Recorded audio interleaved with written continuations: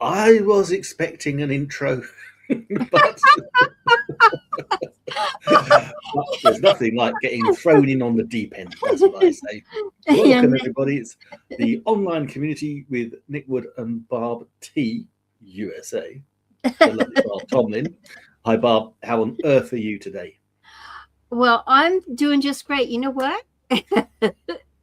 I actually, and I'm not coming on camera, but I actually look pretty incredible today.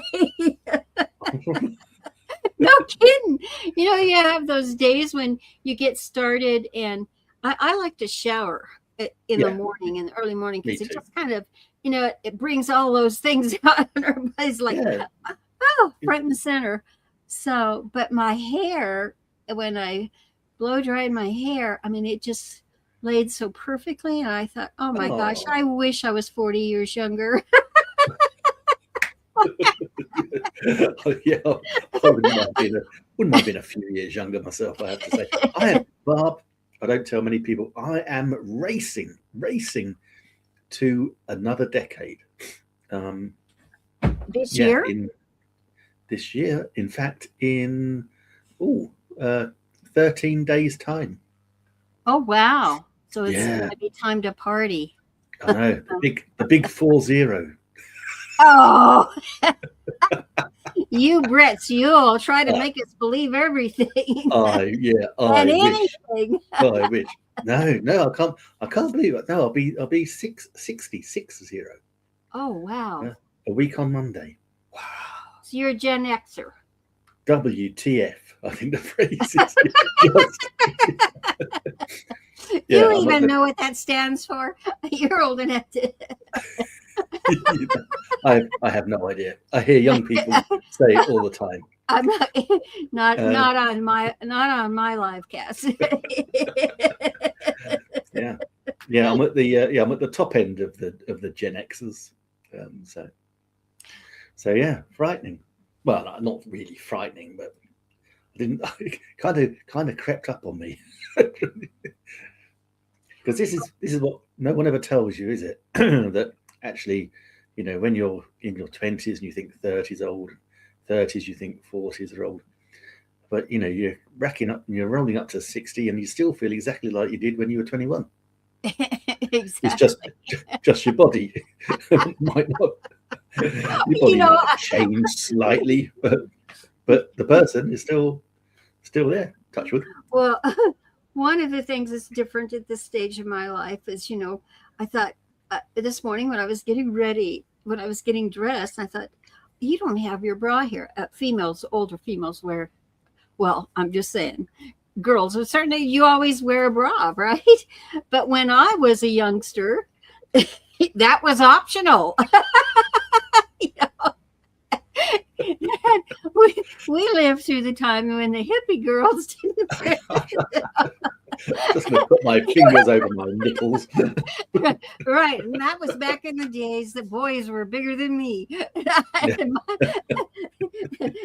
and girls like me, we would stuff them with Kleenexes. You never know what's going to come out of my mouth. I tell you But what, and I'll I, take, I'm sorry. waiting for your URL to.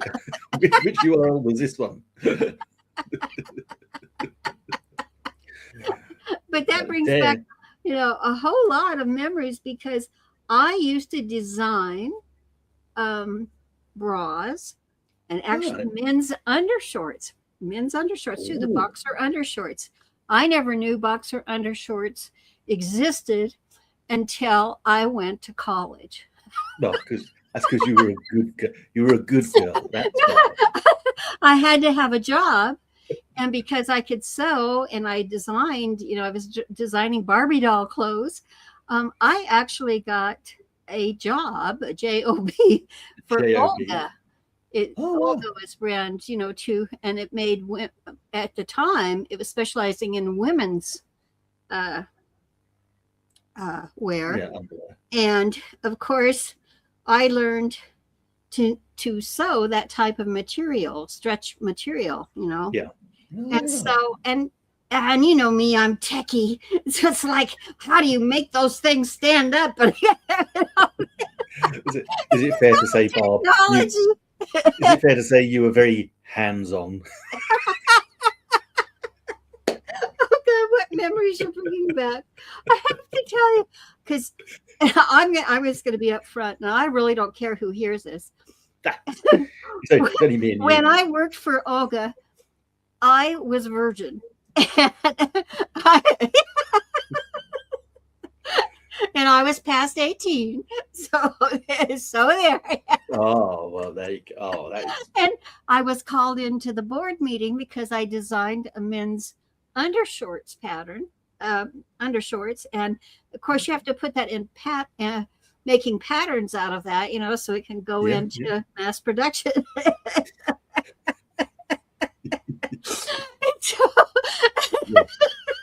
You are the gift. Sorry, but it was one of the funniest moments in my life because because I was like, I came out of high school, I was a straight A student, you know, I was a brainiac, you know, and in college, and I got a job for Olga, Mom. You know the one that makes your bras, Mom. You know, I was so excited. Yeah. And I, of course, had, you know, I wasn't still stuffing them, you know, but that bra discount was wasted on you then, Barb. Yeah, right. I was one of the tomboy types, you know. But they called me into that meeting, and, you know, it was all marketing and production people, right? And they're going to go with the men's undershorts. Are you ready for this? I'm going to laugh so hard. You're going to have to get me under control when I tell you this. And imagine a designer, a virgin design, female designer, and they gave me the assignment. Well, I had sewn clothes since I was like 4 years old. So surely I would be excellent at doing this, right? I had the special training for doing the stretch fabric and all that, and I was so excited. So, but they were making a joke on me because they knew what I did wrong in assembling these men's undershorts. And so I was so excited because they said, Barbara, would you come up and introduce these to everyone? So just imagine yourself in a big conference room, you know, business conference room, and you have marketing people and key decision makers, right? And I mean, because you know how big Olga was, at least it was back then. And so I'm like in seventh heaven. I can't believe, you know. And so I pull them up, and I tell them about the stitching. You know, I go around and I have them. I'm holding them in my hand, show and tell, right? And they're men. We're talking about the box. This is the boxer shorts, not the model. Yeah. Right, the boxer shorts, you know, and I'm being very doctorish, you know, these things that, you know, these things. And then this will give him added comfort, yes. And then the gal that was my boss, she said, "Now, Barbara, how you've dressed everything here, but how does a man use a restroom?" And I said, "What?" You left out the little gap. I said, there's a hole down here, and it was 1 inch wide.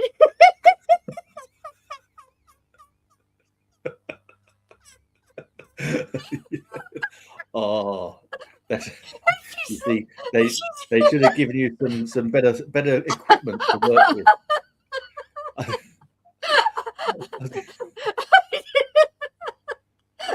I did it all on paper, you know, sitting out because I had to make a pattern for this, right? Yeah. And I didn't think it through, and of course I didn't know all of the details. So did they have to market it as boxer shorts for the smaller man?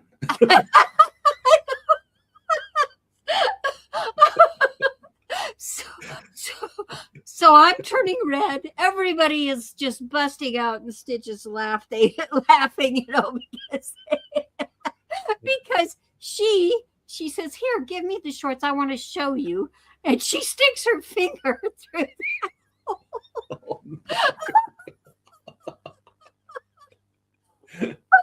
And, did they sell many of these Well, of course, of this we underwear? adjusted the pattern. I will never ever forget that. It was so embarrassing, and Oh, I told that story or variations of that story because I then ended up after that.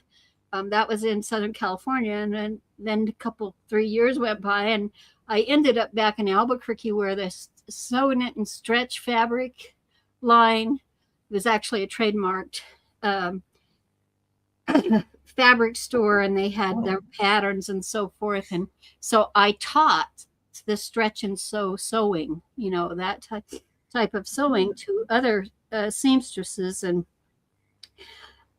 it would come up. But it's funny about the adventures in life you go through. I got to tell you, because I hadn't, at the time that happened, I was going to college. I hadn't graduated from college, and I was a song leader for the football team.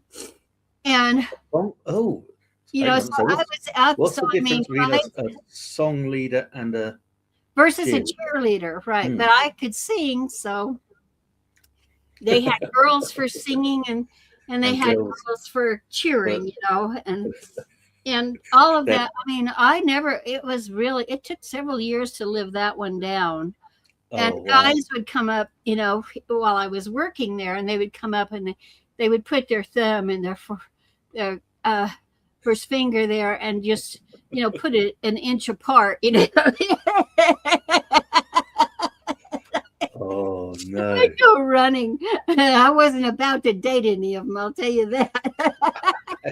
Yeah. If you Yeah, can wear these shorts, you're not my man. I'd be your model. Let me be your model. You gotta be kidding me. So, Oh, back to the real world of today. As you know, yeah. I came into the studio in absolute shock because the leading headlines today is on Amazon. And they're rolling out 30-minute delivery. And if you don't mind, I would love to have your feedback there in the UK from being there in the UK.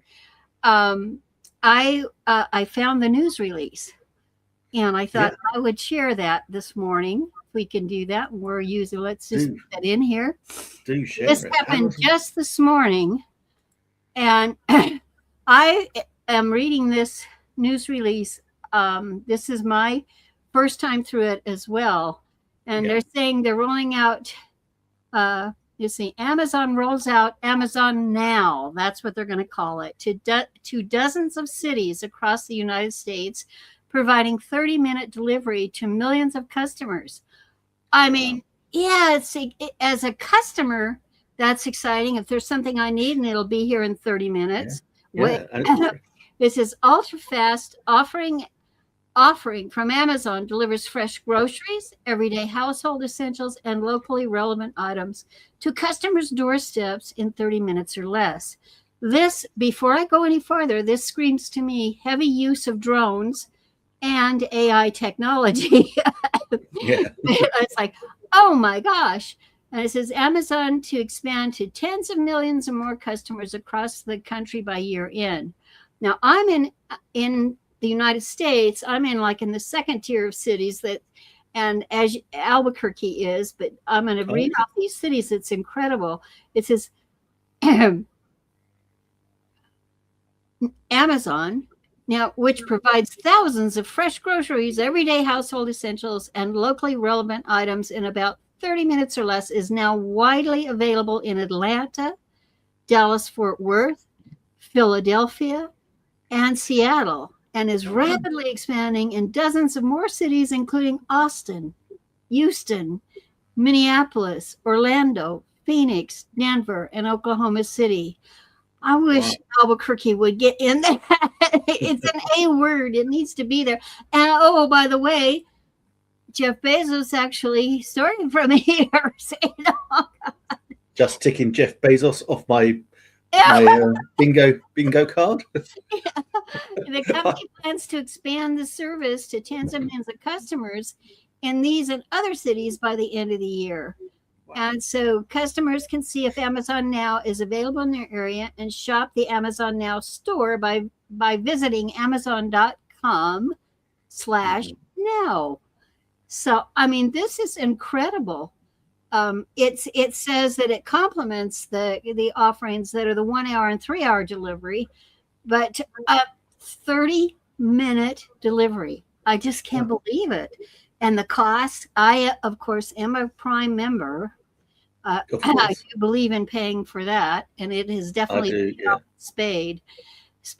But it says the Prime members receive a discounted delivery fee of $3.99 per order, while the customer without Prime pays $13.99. So you really got to want it. But back in the day, when he got started, we had to rely on FedEx to get it there the fastest. And it would still be overnight. I don't even know if overnight was, if we had 3-day or overnight, but I think overnight was the fastest we could get it. And it was far more than $3.99. Wow. I mean, I have to admit, this might sound amazing for you, Barb, but in the UK, we still struggle to get it 24 hours later. In fact, I have my phone here. You can jump on my Amazon app, and I have been waiting for.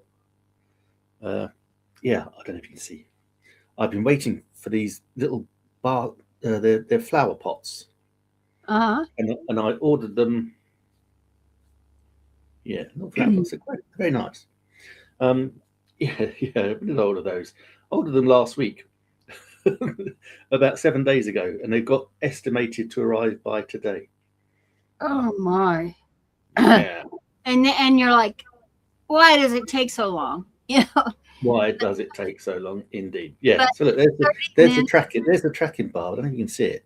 Oh my gosh! I can't. Monday the 4th of May. I put the order in. Yeah.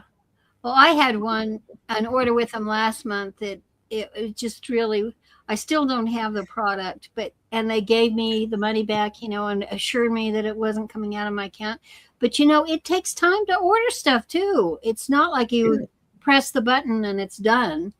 And I got so upset about what I had to go through that I just didn't order it again. And I need to do that. But of course, when at that time it was also on sale for like $50 off.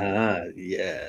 So who knows? But anyway. So did you have to send Gary down to Home Depot? Because you'll still be waiting if you did. No, it wasn't available at Home Depot. Oh. But it is amazing how we, I'm here in the United States and I get, anxiety. Just, do I have to wait that long for it? How long do I have to wait? It was a big deal. You go clear back to the fax days.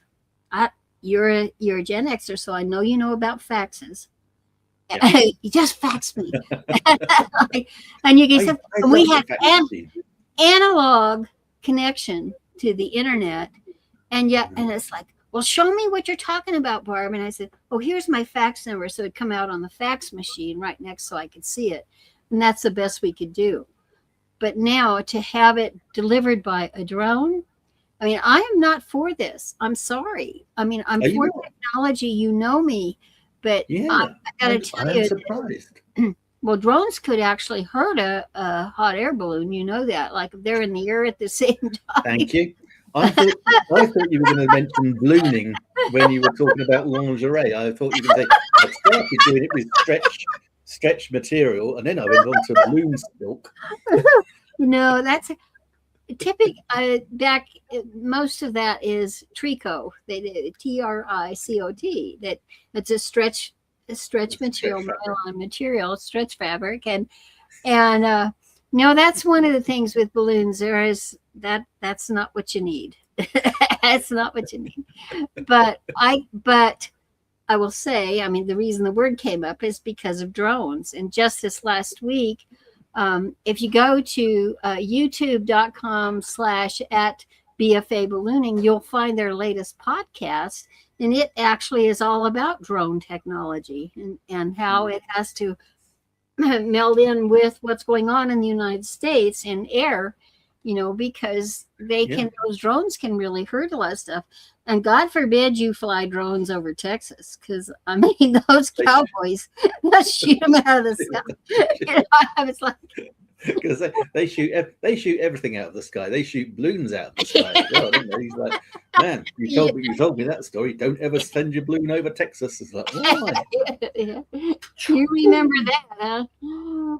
Yeah, oh, absolutely. Yeah, it's interesting though, Barbara. So in the UK, we have got some super strict drone laws. In fact, and don't get me wrong, I love Amazon.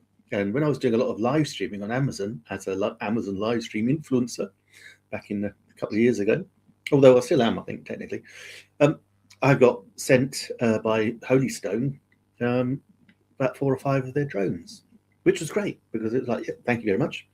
I really appreciate that to go and show and tell. But what unbeknownst to them is I live right next door to Farnborough Airport, which is every 2 years has a massive air show. Yeah. And back in the day, they used to have all the B-52 bombers come in and absolute ton of like rocket flying drones and stuff. And so, yeah, you're not allowed to fly within 5, I think it's 5 kilometers or so, 3 miles of an airport. I'm also sandwiched between that airport and Aldershot military barracks, which is the home of the British Army. And so they've got a lot of firing ranges around here. So I've got to drive about 20 miles just to find a zone-friendly space to actually fly them. But yeah, crazy stuff. But the reason being is twofold.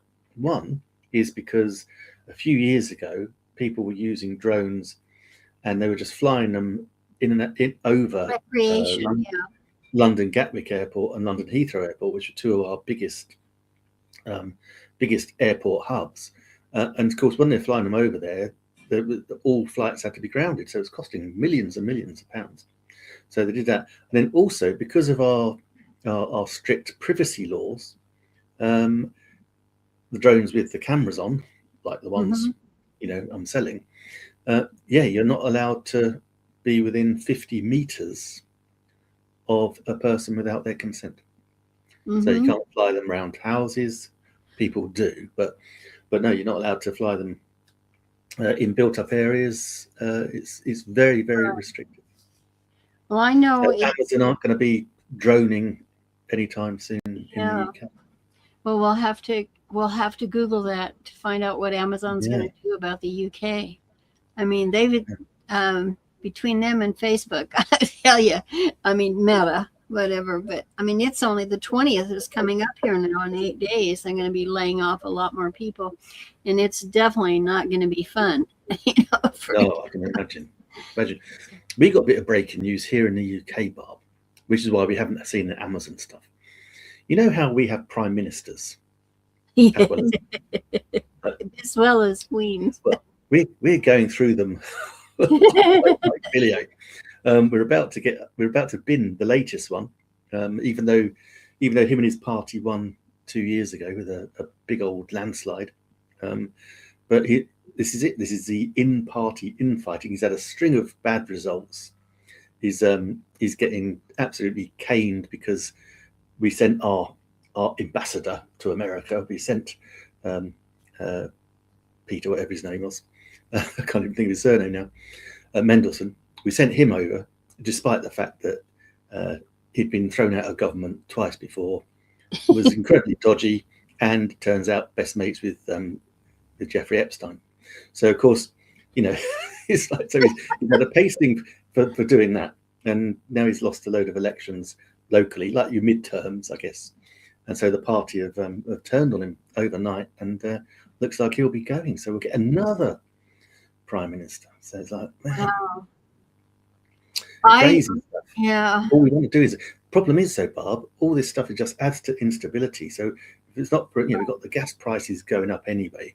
We've got inflation above what it wants to be, and so this just makes the government borrowing, the gilt markets have Yeah. gone through the roof. So everything is just going to get more and more expensive, and it's going to, bit of a nightmare situation. But never mind, life goes on. We can, as I always say to anybody, I always say, you got to live your life despite them. Exactly. I mean, that's the way it is. So how do you work with that? And that's one of the good things about what you and I have done in our life stories is we've become entrepreneurs. I mean, you worked for, you were an accountant, such as my husband was one, and it's like when you're working for the man, so to speak, and you realize them, especially accountants, because you're going through the numbers and you see that. I mean, my experience from before as I was graduating from high school in that time frame, and I ended up working for the CPA firm, which actually started out in the UK. The Deloitte Haskins and Sells is what you would have known it as. It started as Deloitte.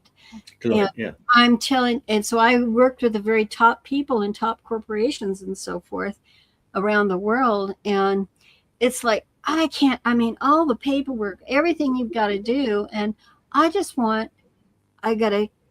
need to pay my rent. I need to pay my car payment.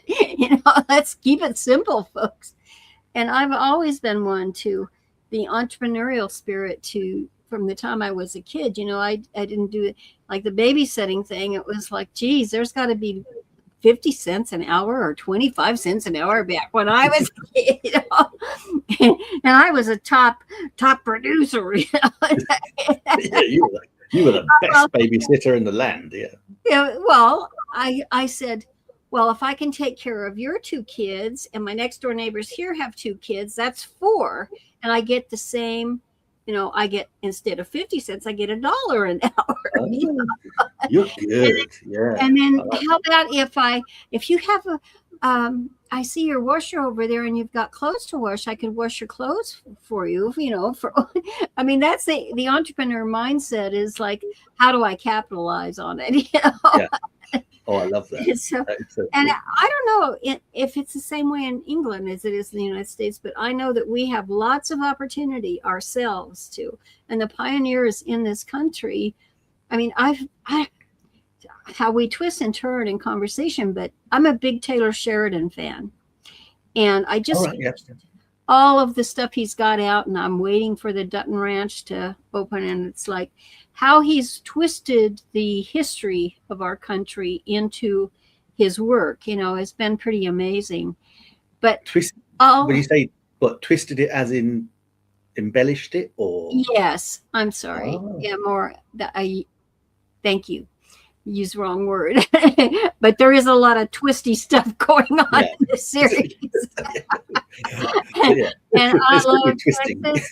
And I'm telling you, he's based in Texas, and it's like, oh, I see Texas all over this of his work, and he did when he started that, and he was a writer, and just because he saw the opportunity in telling the American story and getting it out there, and the actors and actresses that he's pulled in and so forth. And I'm looking at this, and it's all about entrepreneurship. Everything that goes on there, you can have just anything we're facing. We have an opportunity. If you have the entrepreneurial mindset, you can do more. And I know you and I connected because you said, hey, I think I'm going to get into this network marketing thing, Barb. That's really appealing to me. And I said, well, I've done that.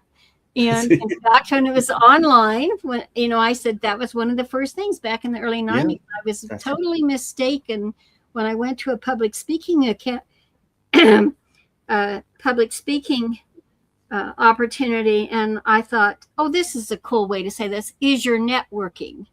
And they took it networking as network marketing, not networking and building your connections, No.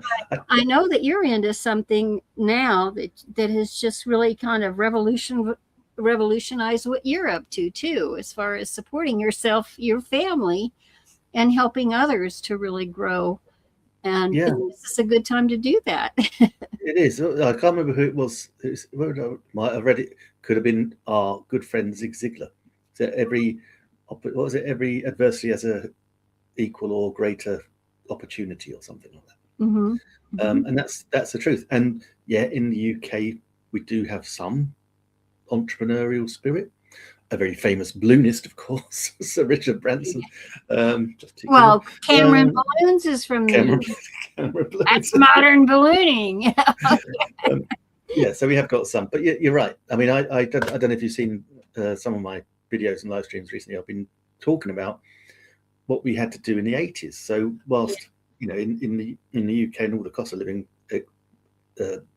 prices rising, and particularly housing, it's quite funny that house prices are super high, but then the interest rates are still relatively low for mortgages. When in the 80s, housing wasn't as expensive, but in real terms probably was about the same.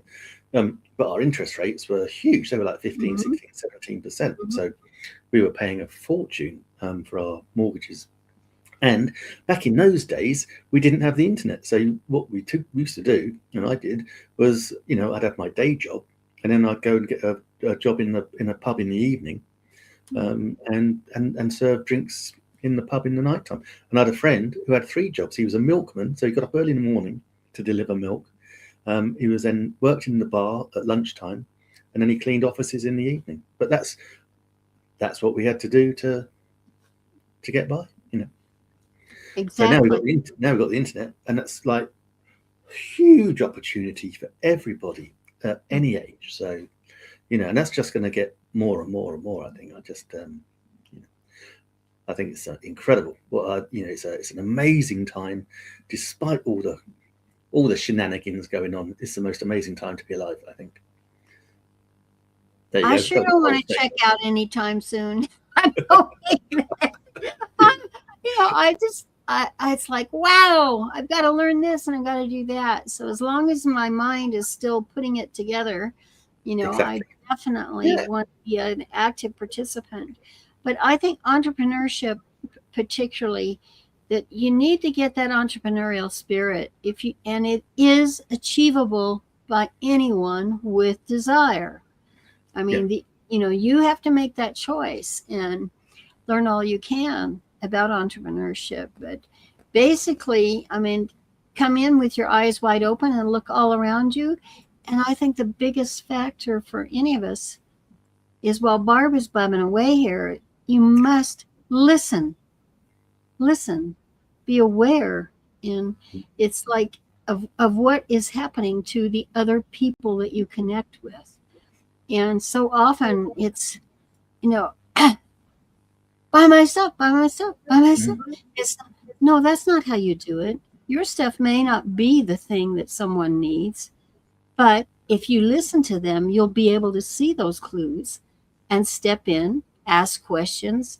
And that person, if they really, because you've got salespeople and then you've got people who are committed to whatever it is that they are selling.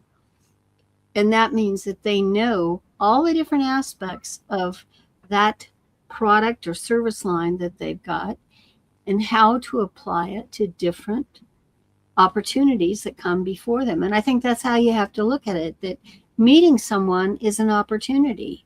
It's never, I've got to go and introduce myself, because, and especially because my husband's an introvert, and I've worked with tons of introverts in my time that actually turned out to be very successful salespeople because they learned that one thing. Yeah, and it's just I had a meeting with a guy on yesterday morning. Funny enough, he owns a big security company, and we were just chatting. And the thing, he was saying exactly the same thing. It was like, we meet in these breakfast networking places, and not to necessarily do business, but just to get to know each other. And then when you get a friendship and you know someone enough, then you'll recommend them or you'll use them. You don't have to ask for the sale. People will then just refer to you. Right. And then it's really just because it's all about relationships. Because, for instance, I'm at the stage of life and say, well, you've got Nick has these opportunities. Barb is doing. What the hell is Barb doing? You know, you know, I said, what does she do? You know, it's like, Whatever it is, she does a lot of it. and I really took a big beating on that. Is that my initials as a young person at, you know, was BS for my class ring. Remember that? And I had the most beautiful high school class ring, and yet my initials were BS, so I was afraid to wear it. I love it. I love it. I never gave it a thought until it arrived, and it was so beautiful. And then they had football stars. You know, he looks and he goes, "That's really pretty, Barb, and it suits you perfectly." And I said, "What do you mean?" He says, "Well, BS is just gleaming." Oh. And that brings us full circle, and now we know why Barb was a virgin when she left high school. You never know what you're going to get in this box of chocolate. That's for sure. Oh dear, Barb, I absolutely love chatting to you. It's always different.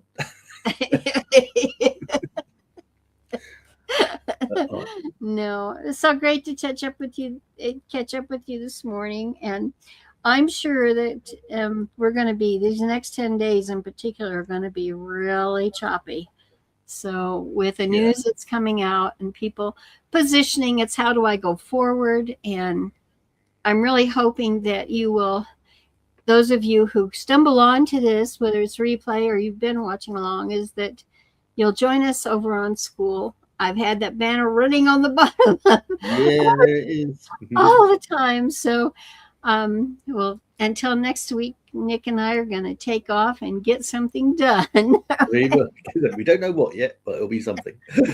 Until next week, guys. Stay safe, whatever you're doing.